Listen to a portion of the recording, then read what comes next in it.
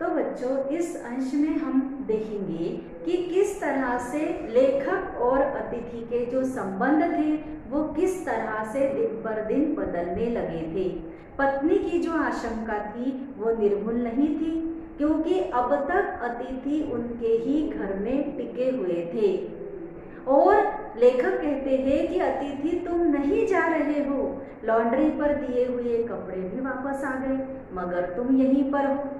तुम्हारे जो तुम जिस बिस्तर पर सो रहे हो वहाँ की जो चादरों पे सिलवटें पड़ गई है, वो सिलवटें वाली चादरें भी बदली जा चुकी है, दूसरी चादरें डाली जा चुकी है, मगर तुम यहीं पर हो।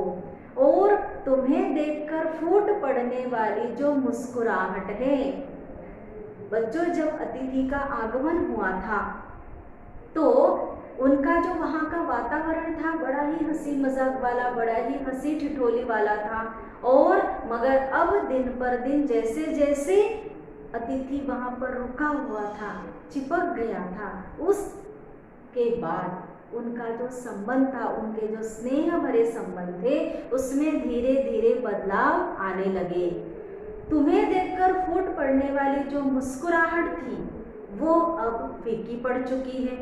ठहाकों के रंगीन गुब्बारे, क्योंकि जब बच्चों हमारे दोस्त कई सालों बाद या महीनों बाद भी अगर हमें मिलते हैं तो हमें बड़ी खुशी होती है। हम हंसी मजाक, हंसी ठिठोली और उनके साथ जो हमारा वक्त है वो किस तरह से, किस खुशी से गुजरता है हमें पता है। ऐसा ही हुआ था लेखक और अतिथि के साथ में। हंसी के रंगीन गुब्बारे छूट रहे थे, जो कल तक इस आकाश में उड़ते थे अब दिखाई नहीं पड़ते।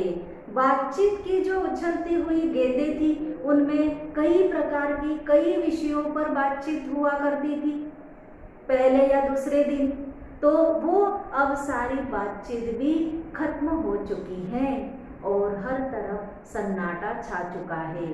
बातचीत की उछलती हुई जो गेंदें थी, बातचीत के जो विषय है, सारे विषयों पर वे बातचीत कर चुके थे और अब वो बातचीत की जो गेंद थी वो उछल उछल कर अब बीच में आकर ठहर गई थी, अर्थात उनकी बातचीत अब बंद हो चुकी थी।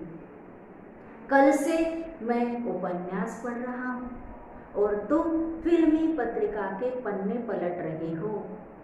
शब्दों का जो लेन देन था, चर्चा के जो विषय थे, वे सब समाप्त हो गए हैं। परिवार, बच्चे, नौकरी, फिल्म, राजनीति, रिश्तेदारी, पुरानी प्रेमिकाओं का भी जिक्र हो चुका है और अब एक चुप्पी है। सौहार्द अर्थात प्रेम पूर्वक जो संबंध थे वो शनै शनै अब बोरियत में रूपांतरित हो रहा है। भावनाएं गालियों का स्वरूप प्रदान कर रही है।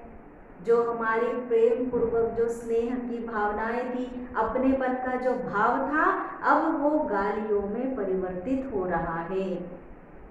पर तुम जा नहीं रही हो। अब लेखक सोचते हैं कि जाने किस अदृश्य गोंद से इनका अस्तित्व यहाँ पर चिपक गया है। इस भेद को मैं सपरिवार समझ नहीं पा रहा हूँ और उनके मन में बार बार एक ही प्रश्न उमड़ रहा है, तुम कब जाओगे अतिथि। अब जो उनके घरेलू संबंध थे पति और पत्नी के, अब उनमें भी थोड़ा सा गुस्सा आ रहा था, संबंध थोड़े खराब हुए जा रहे थे। कल पत्नी ने धीरे से पूछा, कब तक टिकेंगे ये।